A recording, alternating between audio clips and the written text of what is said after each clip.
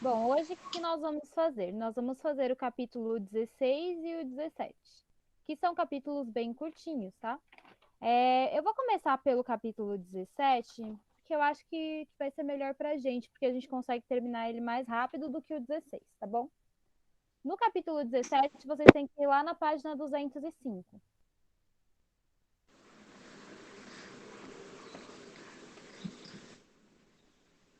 Sobre as lições, no final da aula eu olho, tá bom? Quem tiver lição para mostrar, quem não tiver. Aí no final da aula a gente vê isso. As lições do Nicolau tava bem difícil de ler pela foto que você me mandou. Então vou pedir para você me mostrar hoje de novo, mas já te dei uns pontinhos, tá bom? Então vamos lá, página 205. O que nós vamos falar hoje? Nós vamos falar do gênero textual, que é um texto expositivo explicativo, tá? Bem tranquilo, certo? Vamos ler esse texto inicial aí. Quem pode ler para mim? Sobrar para Ana, né? Eu leio. Obrigada, Ana. É da página 205, né? Isso. Para encerrar mais essa etapa de nossa jornada, propomos que você trabalhe com a produção de textos informativos. A partir da foto que ilustra esse capítulo, é possível produzir dois tipos fundamentais de informação. Uma notícia a respeito de um fato relativo a uma determinada estação espacial, seu lançamento, tripulação, saída de cosmonautas ao espaço Cosmonauta. aberto, concertos de problemas, etc. Trata-se tipicamente de um texto jornalístico que lida em geral com as ocorrências do momento. 2. Um texto expositivo explicativo sobre uma estação espacial. Imagine que você vai expor o assunto para um auditório, a classe, por exemplo. E agora? Provavelmente esse seja um assunto que nós não dominemos muito bem. Neste caso, teríamos que fazer uma pesquisa para que pudéssemos fazer uma boa explicação deste assunto, não é mesmo? A pesquisa é inerente a esse tipo de texto. Então, vamos embarcar e boa viagem. Bom, então se a gente fosse usar essa foto, nós teríamos duas saídas, né? Nós poderíamos escrever uma notícia, certo? Que a notícia é o quê? É um fato recente, é um fato que aconteceu agora no momento, sobre talvez uma viagem espacial, certo? Agora, se a gente fosse escrever o que a gente está chamando de texto expositivo explicativo, eu usaria essa ideia da estação espacial para expor algum assunto, explicar algum assunto a respeito disso, certo? Então, tenho essas duas opções. A notícia é um acontecimento recente que se passou, então eu só vou noticiar aquilo para as pessoas. E o texto expositivo explicativo, não. Pode ser qualquer coisa que tenha acontecido no passado, ou algum fato, qualquer coisa que seja da nossa sociedade, né, que tenha relação com a nossa sociedade, eu posso pegar e explicar, falar sobre, trazer informações. Não precisa ser alguma coisa que aconteceu recentemente, certo? Não pode virar a página. O que é um texto expositivo explicativo, então? Trata-se de um tipo de texto que tem por finalidade a transmissão de conhecimento sobre um determinado assunto. Então, é quando você vai explicar alguma coisa, algum assunto em específico para um público, para um leitor, para alguma pessoa, certo? O produtor do texto expositivo explicativo é detentor desse conhecimento. Porque se a gente vai explicar alguma coisa, não dá para a gente explicar coisas que a gente não sabe, né? Então, mesmo que a gente precise, por exemplo, fazer um seminário sobre algum assunto que a gente não conhece muito bem, então a gente precisa ir pesquisar sobre esse assunto. Porque senão a gente vai fazer papel de besta, né? Imagina, tá na frente de um auditório cheio de pessoas e você não sabe sobre o assunto que você vai falar. Não dá. Você precisa, então, pesquisar sobre aquilo para dominar esse conhecimento e, assim, poder apresentar esse texto expositivo explicativo. Então, reparem, né, que eu estou falando de auditório, por quê? Porque o texto expositivo explicativo, ele pode ser oral também. Ele não precisa ser só por escrito, tá? Então, por exemplo, uma aula é um texto expositivo explicativo, certo? porque eu estou trazendo um assunto para vocês e explicando esse assunto para vocês, trazendo conhecimento sobre esse assunto. Esse conhecimento é sempre adquirido resultante de pesquisa. Então, leituras, internet, filmes, palestras, conversas e discussões com pessoas portadoras de algum conhecimento desse tópico. Então, assim, todo professor, na hora de fazer uma aula, ele também prepara a aula. Então, ele também pesquisa, ele também lê, ele também se informa, certo? Para trazer um conteúdo da melhor forma possível. Então, sempre que a gente vai, de fato, apresentar esse tipo de texto, é preciso ter uma pesquisa por trás. O texto é destinado àqueles que buscam adquirir esse conhecimento. Portanto, visa um esclarecimento e enriquecimento do estado cognitivo do receptor do texto. Então, vocês acham assim, que se o objetivo do texto expositivo e explicativo é esclarecer um assunto, que tipo de linguagem será que eu uso? A conotativa ou a denotativa?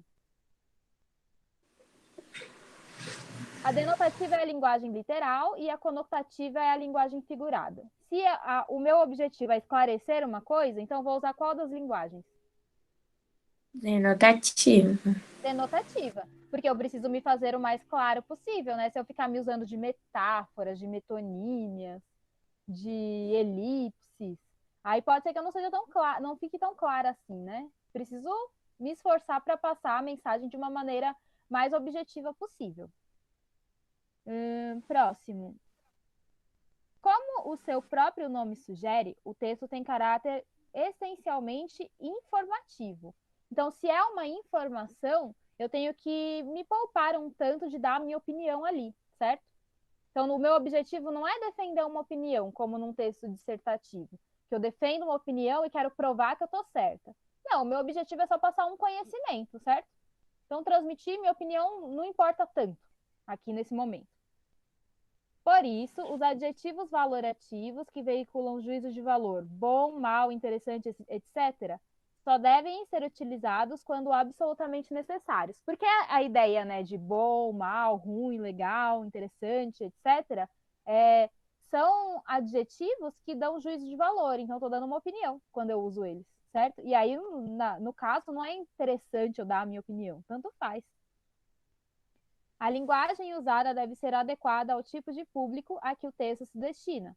Quanto mais claro e adequado ao seu público-alvo, mais ele cumprirá a sua finalidade. Então, a gente sempre tem que pensar na linguagem de acordo com quem é o público que está participando dessa minha aula, né? O Matheus entrou.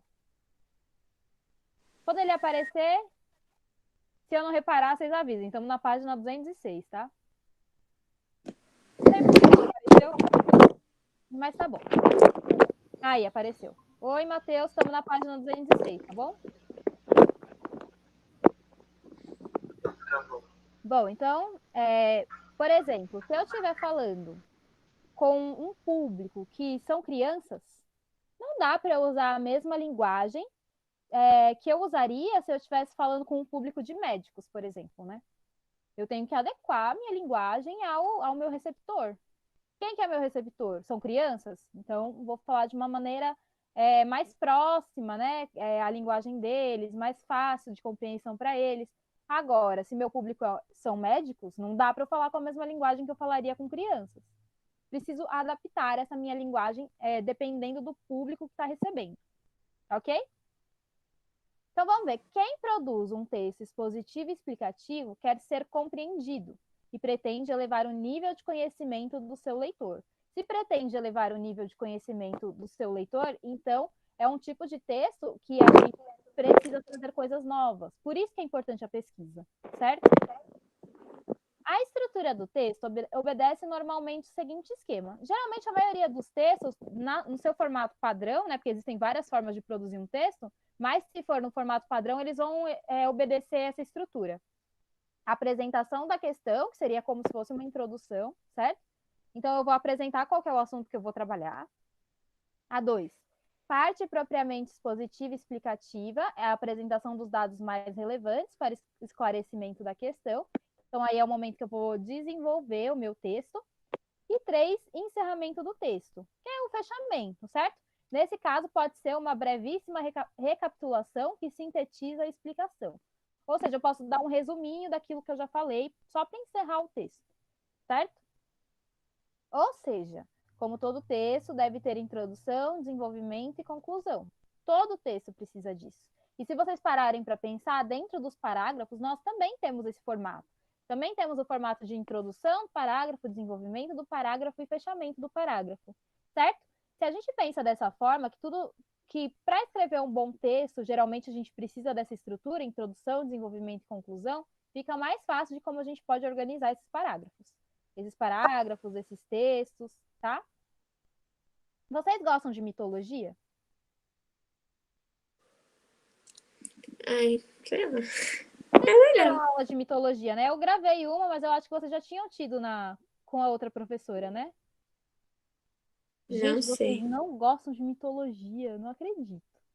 Eu adoro, eu acho Não. muito legal mesmo. Porque Ah, é são legal. histórias mágicas, assim.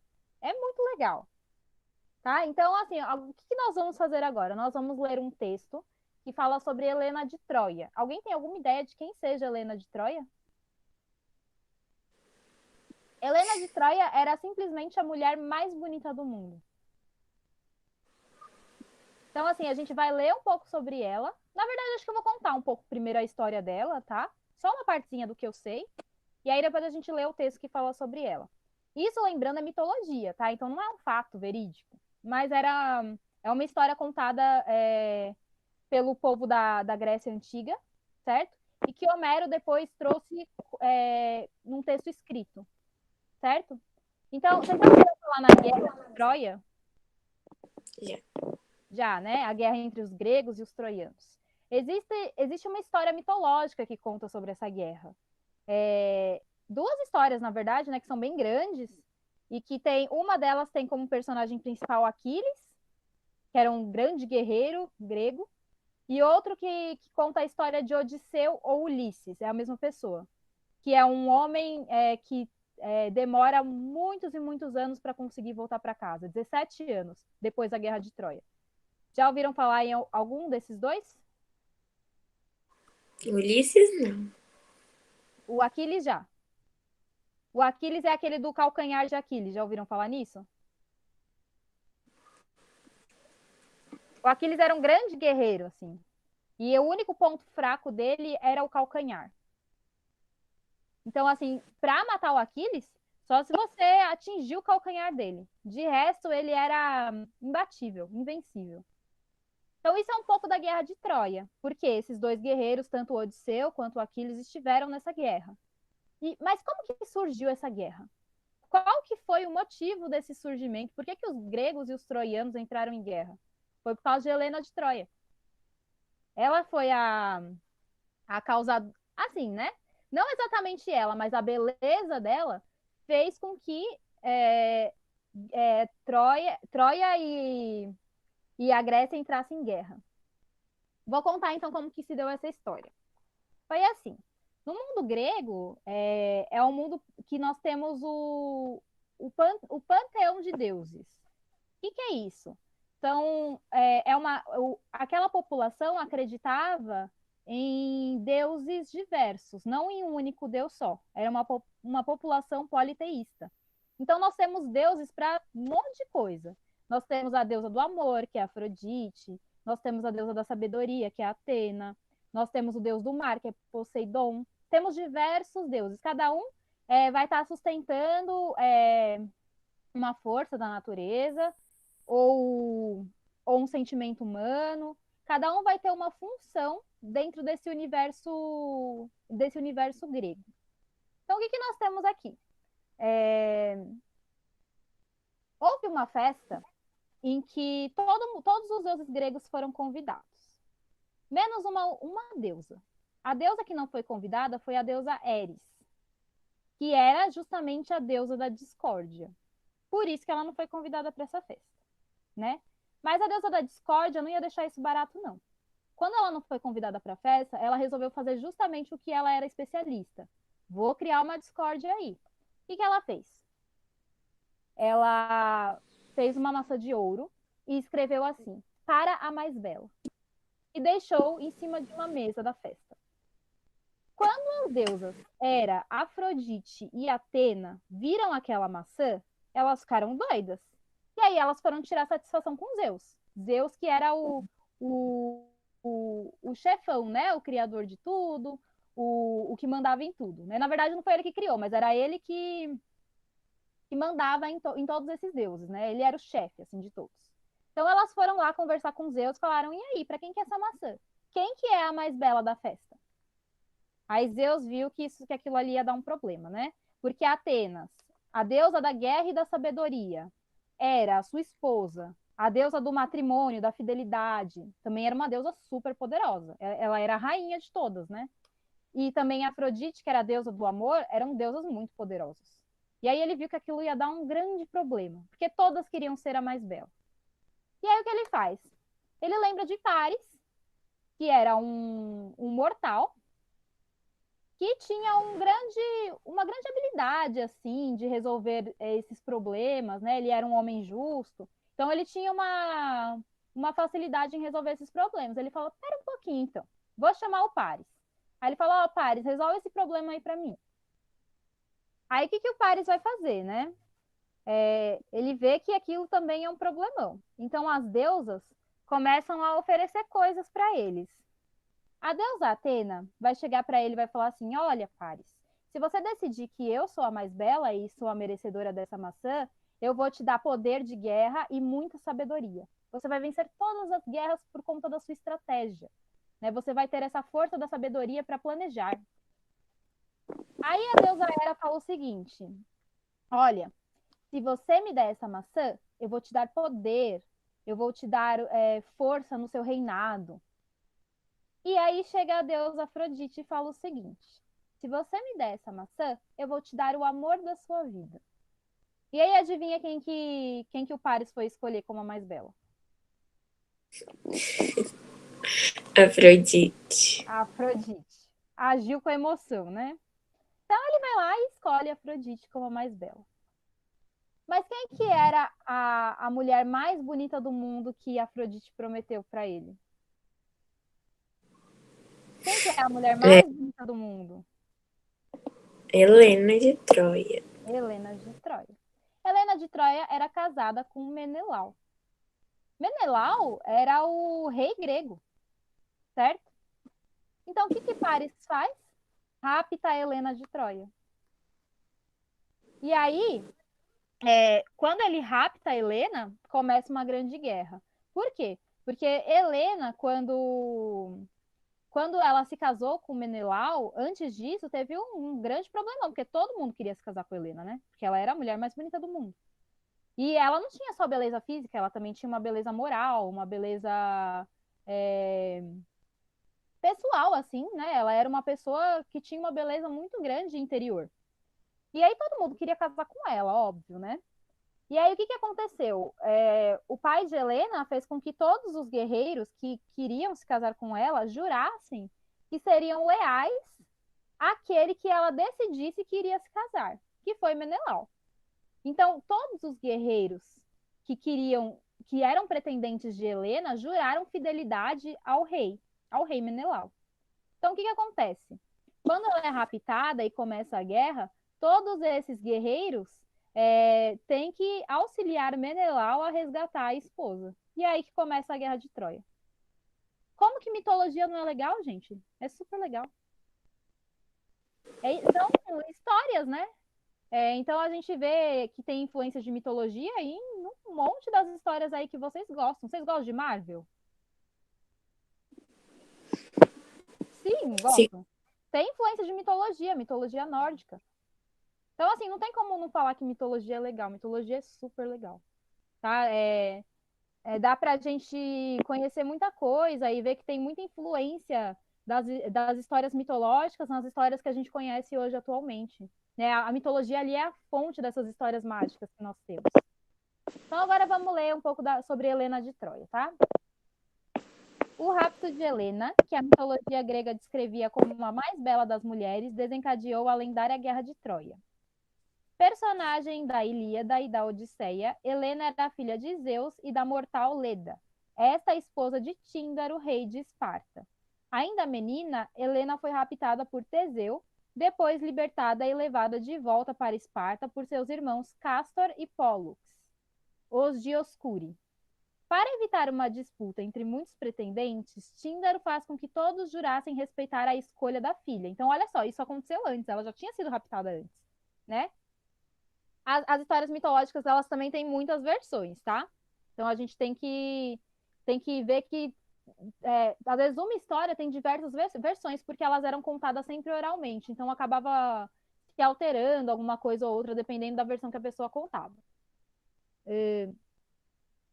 Ela se casou com Menelau, rei de Esparta, irmão mais novo de Agamenon, que se casara com a irmã de Helena, Climenestra. Helena, contudo, abandonou o marido para fugir com Paris, filho de Príamo, rei de Troia.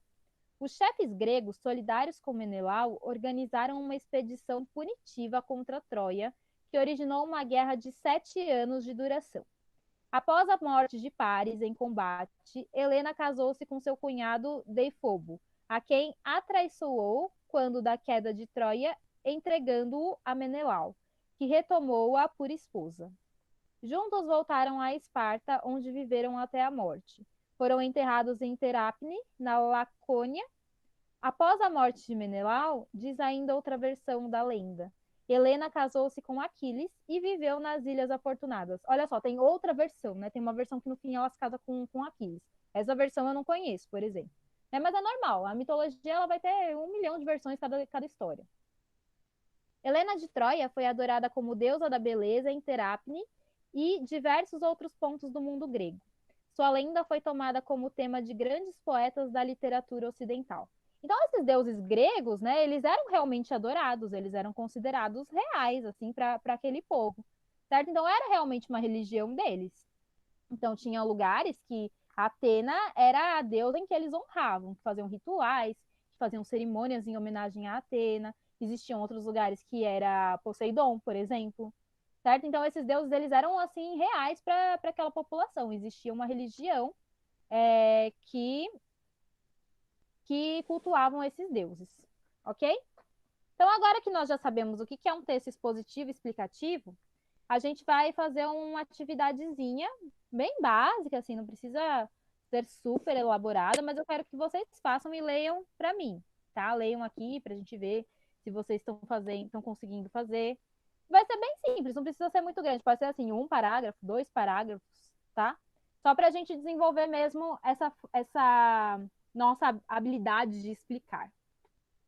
Então vamos lá, atividade 1. Além do sentido literal. Você já estudou a diferença entre o sentido literal e o figurado de personagens e textos. Aprendeu também o que caracteriza um texto expositivo e explicativo. A partir desses conhecimentos adquiridos, escolha um dos personagens a seguir e produza um texto explicativo, esclarecendo o sentido alegórico ao leitor. Por que é sentido alegórico? Porque todos são personagens fictícios, né? Quem são esses personagens que nós temos aí? Digam para mim. Frankenstein, Tarzan, Capitão América. Isso. Escolham um desses personagens e escrevam sobre eles. Só explicando quem eles são, né? Se quiser, pode usar o Google aí para dar uma pesquisada, só não é para copiar literal. Tá? Então, vou dar uns minutinhos aí para vocês fazerem. Ó, o Nicolau, né? Ele me corrigiu. O Nicolau já fez. Você pode ler para a gente, por favor? Para ver o que você escreveu.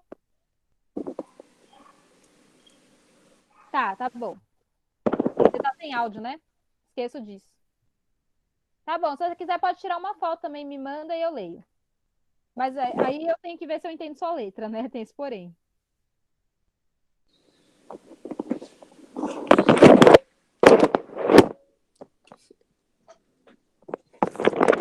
Quero que todos façam, tá? Pode ser bem curtinho, não precisa ser grande, não. Lembra que um texto expositivo e explicativo, ele permite que a gente pesquise. Então, vocês podem pesquisar um pouco mais sobre cada personagem, se vocês não souberem sobre eles. Vou pegar água, tá?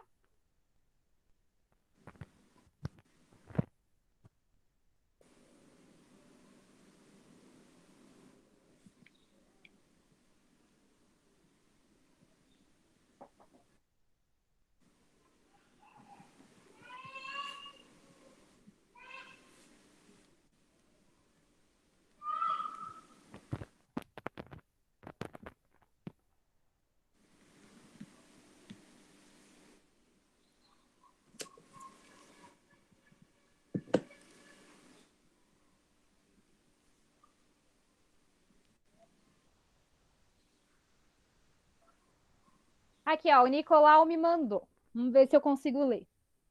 Ele escolheu o Capitão América. Qualquer coisa você me auxilia aí escrevendo que eu não entender, tá? Capitão América é um herói da Marvel e dos Vingadores. Um ser forte e com escudo e força. Em Vingadores. Peraí. Em Vingadores Ultimato, o herói conseguiu pegar o martelo de Thor, o Digno, e de depois da batalha ele envelheceu e deu um escudo ao Gavião e o escolheu como o próximo Capitão América. Ok, bem simples. Tá explicando quem é o Capitão América, certo? Uma coisa que você poderia acrescentar é assim, quem que criou o Capitão América, né? Só para a gente ter um pouco mais da informação desse personagem, assim, como ele foi feito, como ele foi criado. Vocês sabem quem criou o Capitão América? Ele veio do quê? De quadrinhos? Acho que sim, né? Essa é uma informação legal que dá para colocar também. Mas tá bom, Nicolas. Isso aí. Nicolau, desculpa.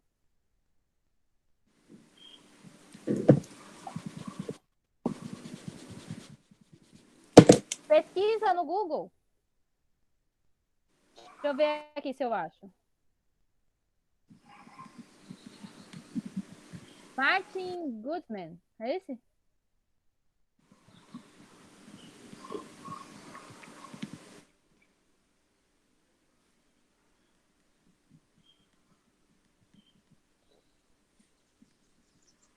Mas você vê, aqui o Nicolau falou do Thor. O Thor é um deus da mitologia nórdica, né?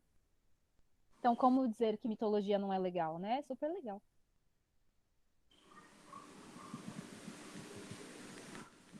O Loki também é. É que eu não sou tão conhecedora assim de Marvel, né?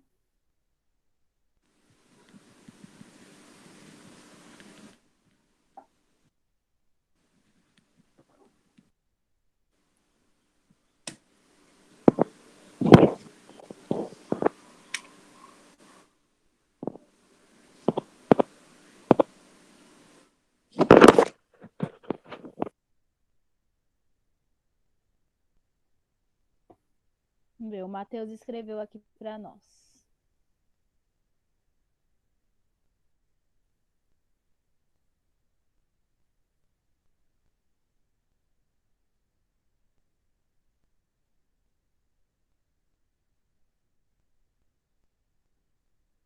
Se eu jogar no Google, eu vou achar esse texto?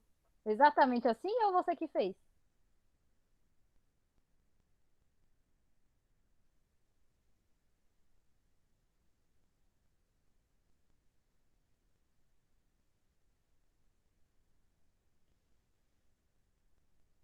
Não, senhor, tem que ser feito por você.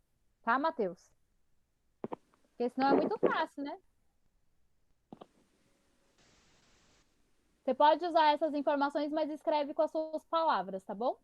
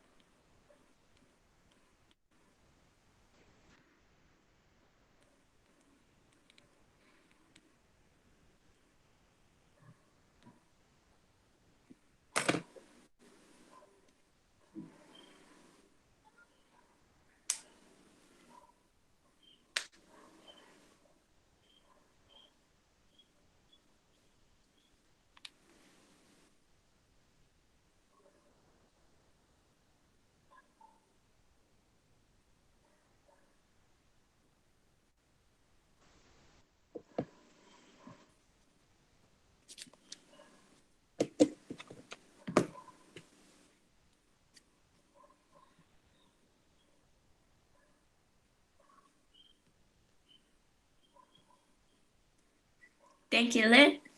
Sim. Tá, eu falei do Capitão América também, porque é o único que eu conheço. Uhum. O Capitão América é um personagem super-herói que, segundo sua história, era um homem muito fraco. Durante uma experiência, injetaram um soro nele que o deixava muito mais forte e fazia com que ele não envelhecesse. Durante uma guerra, ele cai de um avião e fica congelado por 70 anos. Pessoas o encontram e ele se restabelece por conta do soro, começando assim a lutar contra o mal ao lado dos Vingadores. Perfeito. Ótimo. Ficou bom porque você escreveu a origem dele, né? Então já trouxe mais informações sobre ele. Daria para até juntar o seu texto com o do Nicolau, né? Porque o dele foi mais o fim do Capitão América e o seu mais o início, né? Ficou ótimo. E aí, Rafa, tá fazendo? Tá tão quietinha aí? Sumiu? Tô tentando. Tá bom.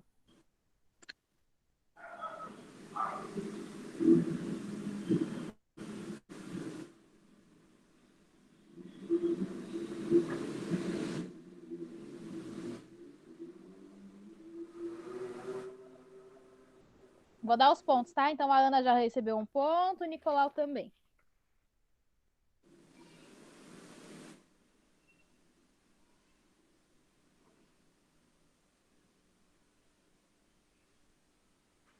E aí, Matheus, tá conseguindo fazer agora?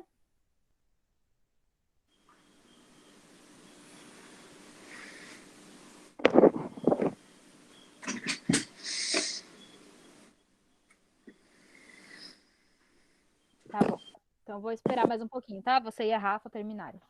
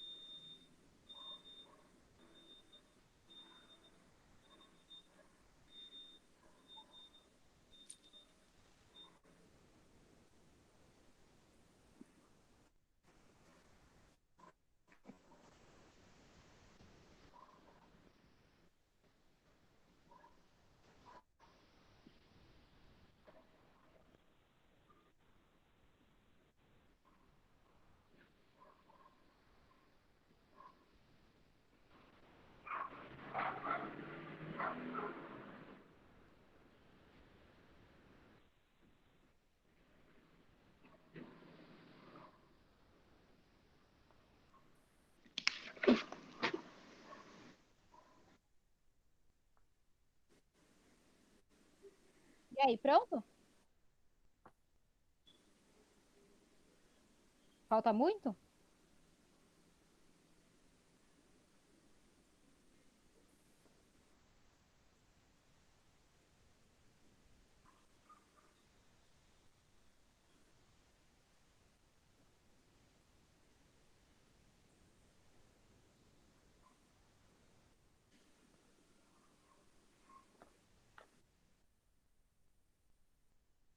Vou dar mais 5 minutos, tá bom? Aí vocês leem o que vocês já escreveram, qualquer coisa depois termina.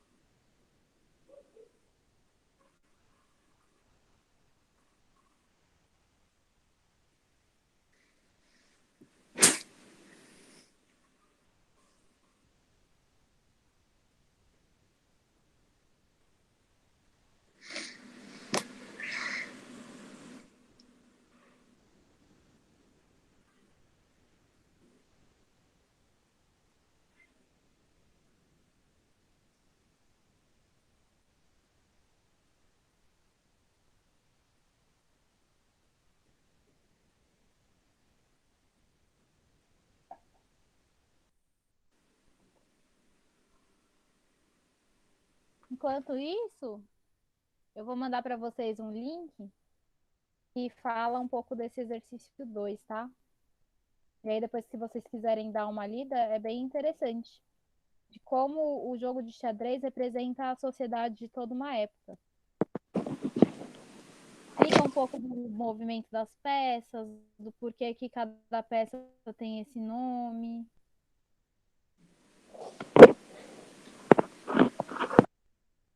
Por exemplo, eu vou ler aqui o do cavalo, né? Como que é a peça do cavalo? Tá falando assim, ó, na atividade 2. O que que é pra gente pesquisar? O jogo de xadrez como alegoria da sociedade feudal.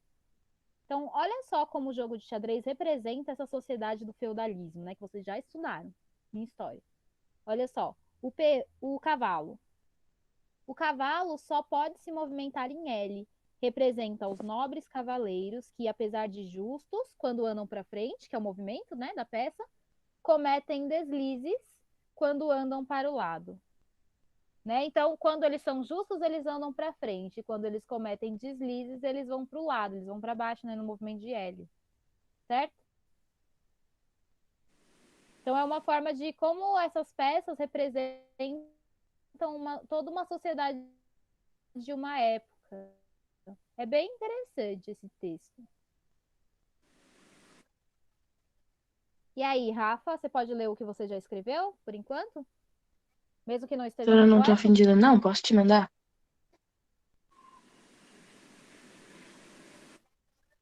Mas aí eu vou ler, Não, dá mas na é melhor mesma. você ler do que eu. Tá bom, então manda rapidinho para mim. E você, Matheus?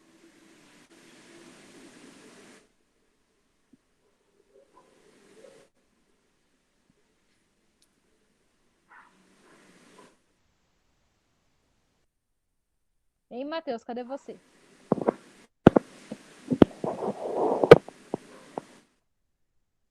Pode mandar sim, Nicolas. Manda que aí eu leio pro pessoal o que você escreveu.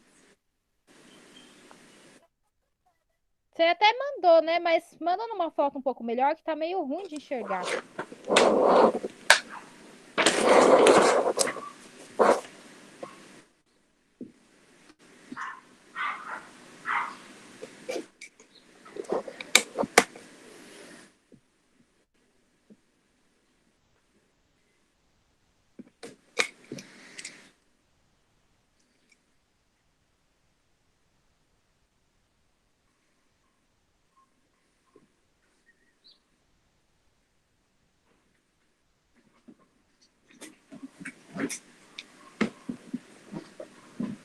Vê se você consegue tirar uma foto melhor pra mim, o Nicolau, que aí eu tento ler, tá? Porque esse aí tá difícil, tá fazendo uma sombra aí no meio do que você escreveu, da página, do que tá no verso da página, aí tá difícil de ler.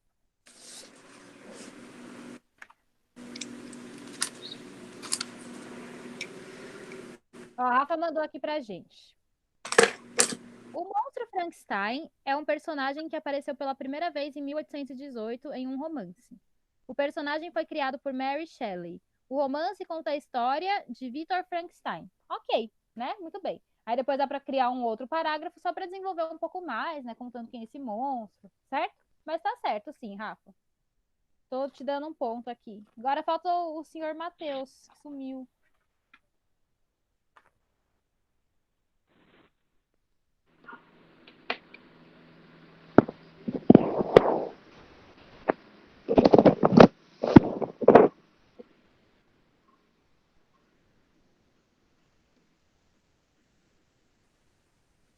Vamos ver, ó. O Nicolau mandou o que ele fez sobre o jogo de xadrez. Xadrez, um jogo estratégico de natureza recreativa ou competitiva para dois jogadores, com peças do cavalo, rei, rainha, peão, bispo e torre. Essa parte eu não estou entendendo. Ou diríamos que xadrez é um jogo de lógica, estratégia e tática. Sim, só que faltou falar um pouco sobre a sociedade feudal, né? O que, que o xadrez tem a ver com a sociedade feudal. Aí depois vocês leem nesse link que eu mandei, tá bom? Que aí dá para vocês descobrirem. Bom, já que o Matheus sumiu, eu vou dar Ele mandou aí no continuidade chat. aqui. Oi? Ele mandou no chat. Ah, é que o meu não tá abaixando aqui, verdade. Tarzan é filho de ingleses que foram abandonados na África. Sua mãe morreu e seu pai foi morto por Kershak, líder da tribo em que Tarzan foi adotado depois da morte de seus pais. Aí, ó, faltando um ponto, né? Ponto. Depois da morte de seus pais, Tarzan acabou virando uma criança selvagem. Ok, só falta ajeitar as pontuações, né? Os acentos. Tá bom? Ó, Tarzan é filho. É, não sei se você colocou o acento na apostila ou não, né? Mas tem que prestar atenção nessa parte, tá bom, Matheus? Tô colocando aqui o seu ponto. Agora vamos lá para o capítulo 16. Rapidinho, tá? O capítulo 16. O capítulo 16 está na página 199.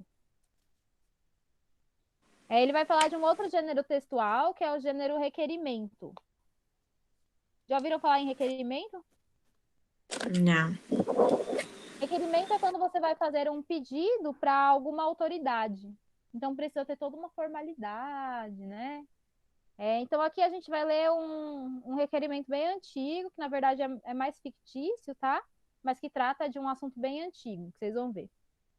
Eu, Pero Vaz de Caminha, escrivão da Armada de Vossa Alteza, a registrar os feitos dos valorosos portugueses por esses mares nunca dantes navegados, venho requerer a Vossa Alteza que me permita retornar sem demorar às terras de Santa Cruz.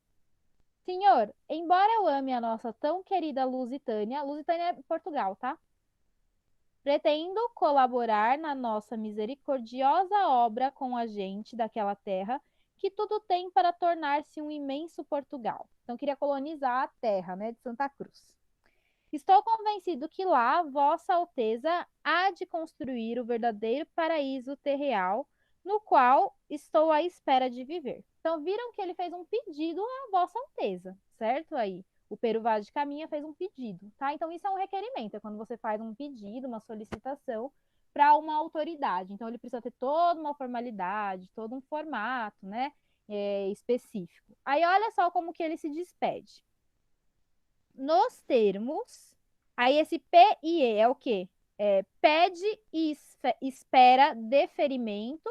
Deferimento é quando a solicitação é aceita, tá? É isso que significa deferimento, é quando você faz uma solicitação, um pedido e isso é aceito. Então, pede e espera deferimento, e aí o nome dele no final. Pero Vaz de Caminha, ok? Então, esse é mais ou menos um formato de um requerimento. A gente vai ver isso agora mais detalhadamente. O requerimento anterior é uma ficção histórica. Não foi realizado do fato.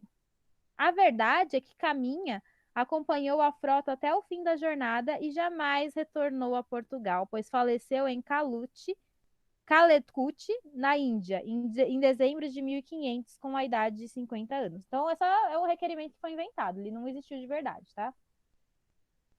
De acordo com os trechos em destaque, o requerente fez um pedido, justificou-o e ficou no aguardo de sua aprovação. Então, sempre que você vai fazer uma solicitação, um pedido, você não chega só pedindo. Você faz o pedido e depois justifica o porquê que você está pedindo aquilo, tá?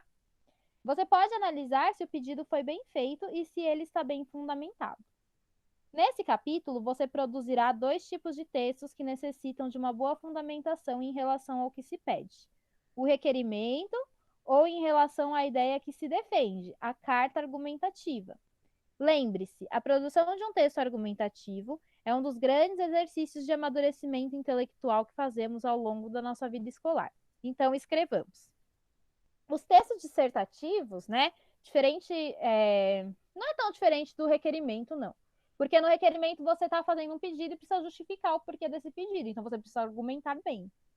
O texto argumentativo são textos em que você tem uma ideia e você precisa defender aquela ideia e convencer o leitor a apoiar aquilo que você está falando. Então, assim, é um trabalho de advogado praticamente, né? Porque você tem que convencer o outro de que você está certo. Para convencer o outro de que a gente está certo, a gente precisa trazer argumentos válidos, argumentos bons, porque senão é muito fácil de contradizer, certo? Para a gente trazer argumentos válidos, argumentos bons, vale muito a pena pesquisar o que especialistas nesse assunto, no assunto que eu estou defendendo, dizem. Porque assim você mostra para o seu leitor que não é uma opinião que você está tirando do nada, né, da sua cabeça. É uma opinião que você tem e que é confirmada por outras pessoas que são especialistas no assunto, certo? Então pode virar a página 200. Estudamos em aulas anteriores que alguns gêneros textuais relativos à correspondência, carta, bilhete, cartão postal e e-mail. Também já discutimos que, com o advento da internet e o fantástico progresso dos recursos tecnológicos, houve uma alteração significativa no modo como as pessoas se comunicam. Aí estão o Facebook, o Skype, o Twitter, tudo isso permitindo uma interação em tempo real. Então as coisas a forma de comunicação e os gêneros textuais vão se alterando de acordo com a evolução da nossa vida. Então, antes não existia Facebook, né? A gente se comunicava mais por e-mail. Antes do e-mail, a gente se comunicava mais por carta e assim por diante.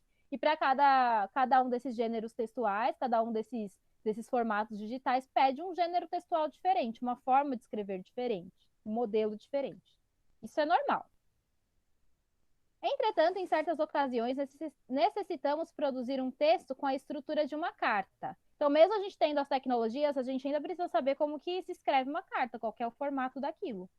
Não importa se ele será enviado pelo correio ou por e-mail, pois o meio de comunicação não deve interferir na estrutura do conteúdo nem na linguagem do texto. Imagine que você leu ou viu algo que te despertou o desejo de manifestar sua opinião a respeito, quer seja de aprovação ou crítica. Você toma a resolução de escrever uma carta ao autor do texto ou responsável por aquilo que você viu. Esse texto, com a sua opinião, será então uma carta argumentativa. Uma carta argumentativa concilia as características de uma carta e de uma dissertação. Por isso, ela apresenta a seguinte estrutura. Então, a carta argumentativa ela vai precisar ter as duas coisas. Tanto o modelo de uma carta, mas também essa ideia de texto argumentativo, que é você dar uma opinião e defender essa opinião. E para defender essa opinião, você precisa trazer argumentos válidos, argumentos fortes. Então, primeira parte. O que eu tenho que ter nessa carta argumentativa? Eu preciso ter um cabeçalho. Então, Guarulhos, 9 de junho de 2020. Vocativo. O que é o vocativo? É o interlocutor claramente definido com o qual você dialoga ao longo do texto. O leitor de sua carta deve aparecer no corpo do texto. Por exemplo, eu quero escrever uma carta para o prefeito de Guarulhos. Então, vou escrever lá. O vocativo é quem? Guti. Escrevo lá. Caro Guti. Né? Posso escrever assim, como um vocativo. Então, é a quem eu estou me dirigindo nessa carta. Então, vamos lá. Segunda parte, o corpo do texto. Aí vai ser uma estrutura dissertativa convencional. Então, eu vou colocar a introdução. O que é que eu estou querendo dizer ali nessa carta, criticar ou solicitar para ele? Então, a introdução é o ponto de vista defendido. Por exemplo, eu fiquei sabendo que vão reduzir os ônibus aqui no Secap, que é onde eu moro. Então, eu posso escrever que a minha introdução é uma reclamação a respeito da diminuição dos ônibus aqui em Guarulhos. O desenvolvimento. Aí eu vou argumentar porque que eu acho que não dá para diminuir os ônibus aqui no bairro do Secap, em Guarulhos.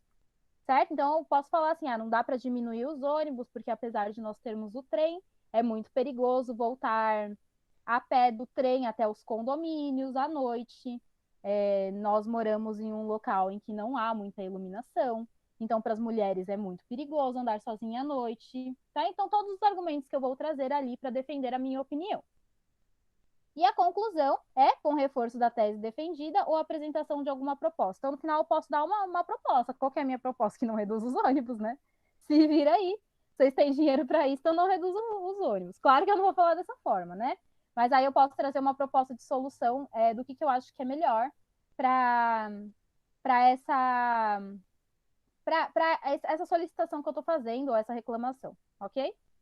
Terceira parte, que vai ser o momento que eu vou me despedir.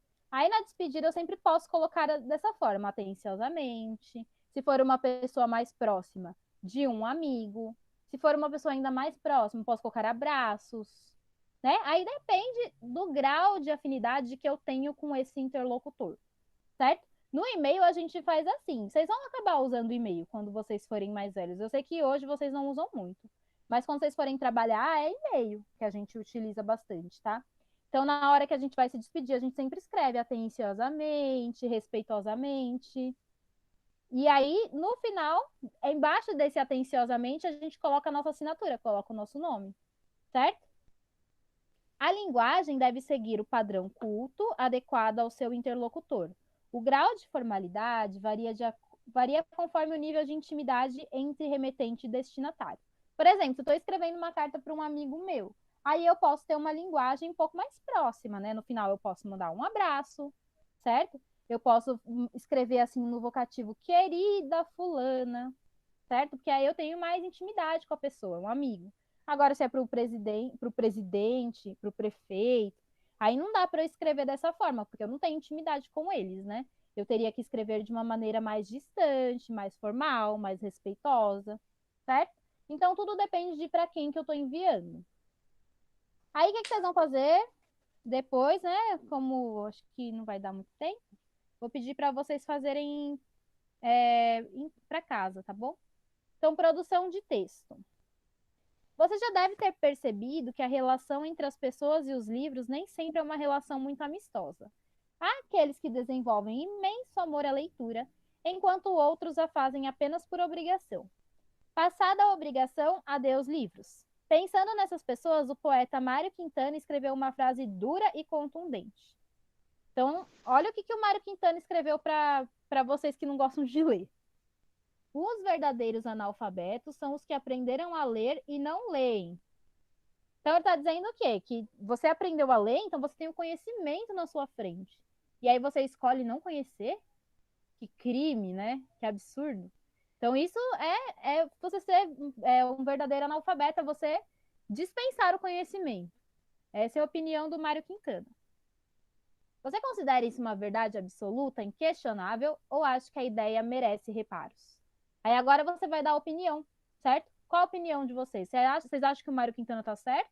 Ou vocês acham que o Mário Quintana deu uma exagerada aí na frase que ele colocou, né? Sejam sinceros aí no que tem no coração de vocês, de maneira justa. Então, ó, Mário Quintana infelizmente já faleceu, mas sua ideia continua viva e encontra adeptos em milhares de sites e blogs da internet. Agora imagine que você leu essa frase em um texto de um autor atual, com o qual você possa de fato dialogar. Então, assim, você viu um autor que postou essa frase, aí você concordou super e aí vai lá fazer um comentário. Ou você discordou, ficou ofendido e vai lá e faz um comentário a respeito disso. Mas lembrando que não dá para usar a emoção quando a gente está tratando de texto dissertativo. A gente precisa ser frio e calculista para a gente poder argumentar da melhor maneira possível. Trazer os argumentos de uma forma lúcida, certo? Então vamos lá. Com o auxílio de seu professor, você pode refletir sobre alguns pontos. Então, aí já está dando uma forma de como, por onde você pode pensar na hora de escrever o seu texto. Olha só. Não leio porque não gosto e gosto não se discute. Pode ser uma forma de argumentar. Outra forma de argumentar. A escola e o livro. A leitura por obrigação. Então, assim, muitas pessoas acreditam, né? Muitos estudiosos da educação também acreditam que a própria escola pode acabar afastando os alunos da leitura. Por quê? Porque às vezes pega um livro muito chato ou um livro que não tá para a idade de vocês. Porque, por exemplo, tem livro, gosto não se discute, né? Então tem livro que vocês acham super chato e eu gosto. Mas aí é porque talvez eu já tenha um grau de leitura de mais tempo do que vocês. Então é um livro que para minha leitura me agrada. Mas para vocês que não leram tantas coisas ainda, que ainda estão desenvolvendo esse hábito, pode ser que não seja assim para a idade de vocês, esse tipo de leitura. Aí fica chato, entendeu? Então tem vários fatores. Aí um outro argumento. Encantamento versus obrigação. Tem livro que a gente lê por gosto, né? E tem livro que a gente lê por obrigação, normal. Tipo, a escola mandou, então preciso ler. Mas aí, sei lá, se eu quiser pegar um livro do Percy Jackson, que eu acho super legal, eu me divirto lendo. Então é uma relação diferente. Aí, próximo. Leitura versus outras formas de lazer. Ah, eu vou ler sendo que eu posso assistir Netflix, sendo que eu posso jogar? Né? Então tem também essa questão aí, que leitura a gente precisa ter um esforço maior, assim, às vezes para se encantar. Então tem gente que não acaba não dando essa oportunidade ainda.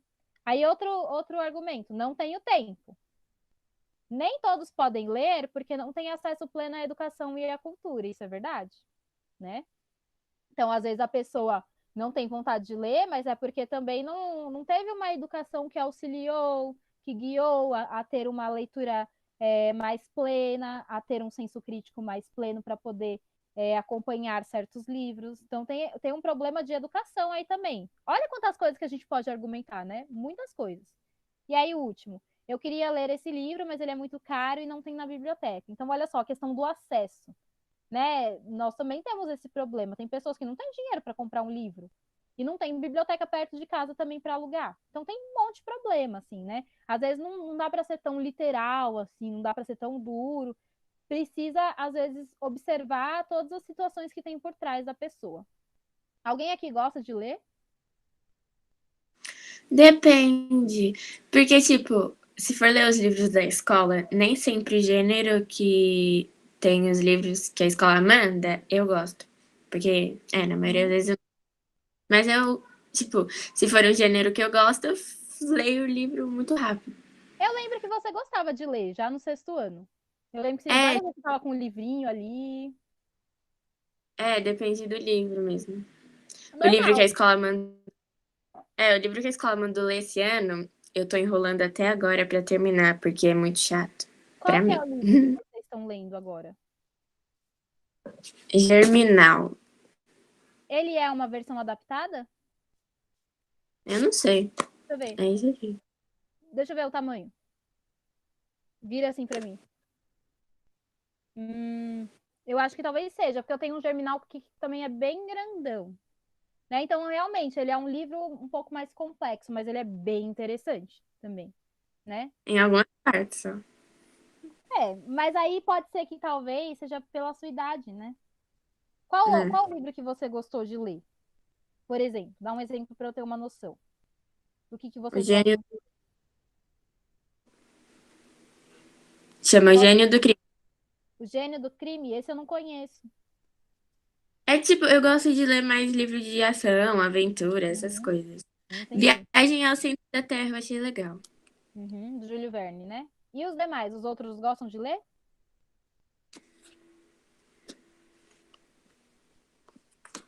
Cadê o povo? Eu só li um livro em toda a minha vida. Qual livro que você Mentira. leu, Rafa? A Menina que Roubava Livros. Você gostou desse? É o único livro que eu gosto. Então deve ter mais, né? Basta você procurar alguns. Vocês já leram o Diário de Eu Anne não. Frank? Não. Eu acho que a história é legal. Esse é bom. Esse é um livro que eu acho que é bem assim para a idade de vocês. O Gibi da Mônica já é uma coisa, né? Para se ler também. Tem quadrinhos que são bem legais de se ler. Quadrinhos eu já não entendo muito, né? Mas dá para vocês lerem em Marvel, DC. Eu acho que assim, para a gente gostar de ler, a gente precisa achar o livro que é a nossa cara. Quando a gente acha os livros que são a nossa cara, aí a gente vai se abrindo mais para isso. Né? Eu Tem gosto uma, muito, por exemplo, né? Pode falar, tem Anne. uma coisa do Pedro Bandeira que eu achei muito legal. Eu só li um livro, mas, tipo, eu achei legal. Chama Os Caras.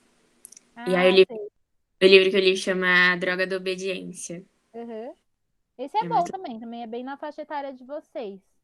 É, Eu, quando tinha a idade de vocês, eu gostava de ler coisas da idade que vocês têm agora, né? Por exemplo, eu gostava de ler Harry Potter. Eu gostava de ler um livro também que era muito triste, que chamava O Caçador de Pipas. Não sei se vocês conhecem. Nossa, é um livro super triste, mas que me pegou assim profundamente. Eu lembro que eu li bem no nono ano. Eu gostava de ler coisas mais simples também, né? Então eu acho que é isso, depende da idade em que vocês têm, depende do gosto de vocês, dá para achar um livro que seja adequado, que vocês vão se interessar. Então depende de muitas coisas, certo? Mas precisa dar essa oportunidade para conhecer o universo da leitura, porque também é bem divertido. Dá pra gente sonhar. O que tá me salvando na quarentena é isso, né? Que eu fico lendo os meus livrinhos. Certo? Então vocês vão fazer essa redação aí pra mim. E aula que vem eu quero ouvir, tá? Vocês vão ler pra mim. Tá bom? Ou vocês mandam a foto e eu leio. Certo? Certo. Então, por hoje é só. Viram que deu pra gente acabar a apostila. Tá? Assim, mais ou menos, né? A 201. Então, você vai falar exatamente sobre essa questão que eu tô falando, né? Você fez a 202, então me manda a foto que eu corrijo, tá bom? Mas manda bem pertinho, assim, para eu conseguir ler. Então, o que você vai fazer na 201? Você vai argumentar sobre essa frase que o Mário Quintana escreveu. Os verdadeiros analfabetos são os que aprenderam a ler e não leem. O que você acha sobre isso? Você concorda? Você discorda? Aí, ali a apostila já trouxe alguns pontos que dá para te auxiliar nesse pensamento, que foram aqueles que eu li lá. Não leio porque não gosto e gosto não se discute. Escolhe livro, leitura por obrigação. Então, você pode escolher um desses tópicos que foi levantado pela apostila para te auxiliar a dar a sua opinião, certo? Não precisa ser um texto muito grande, né? Faz assim, no máximo 3 parágrafos, tá? Para ter uma introdução, depois um desenvolvimentozinho no outro parágrafo e o último parágrafo para uma conclusão. Pode ser assim no máximo, certo? Então aí vocês façam esse para casa, 201. 202 pode me mandar, então, Nicolas. Certo? Quem quiser fazer, pode fazer também, as 202, que é para escrever um requerimento, tá? Mas a princípio vão ficar com 201, que senão fica muita coisa e aí eu sei que vocês acabam nem fazendo. Tá bom? Tá certo então, Nicolas. Então eu já vou corrigir e te dou o seu ponto. Então vou cancelar aqui a gravação e por hoje é só, tá? E aí acho que na semana que vem dá pra gente começar a próxima apostila. Tá.